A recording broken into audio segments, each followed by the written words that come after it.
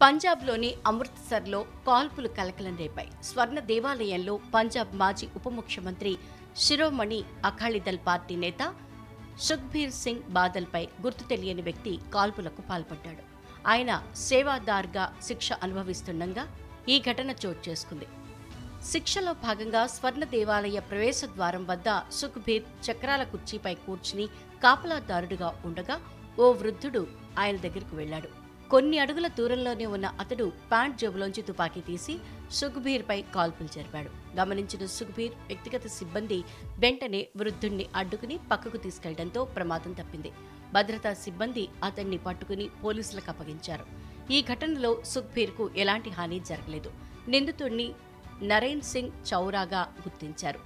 అతడు గతంలో బబ్బర్ ఖల్సా ఇంటర్నేషనల్ అనే ఉగ్రవాద ముఠాలో పనిచేసినట్లుగా తెలుస్తోంది.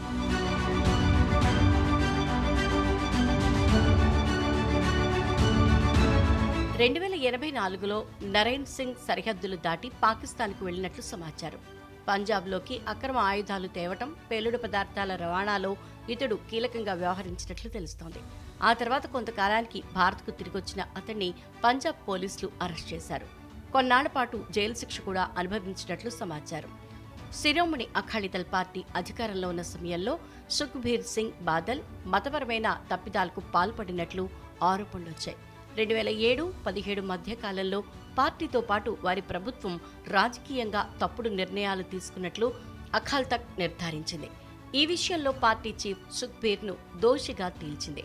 సేవకుడిగా అమృత్సర్లోని స్వర్ణ దేవాలయంలో పాత్రలు, బూట్లు శుభ్రం చేయాలని ఆదేశించింది.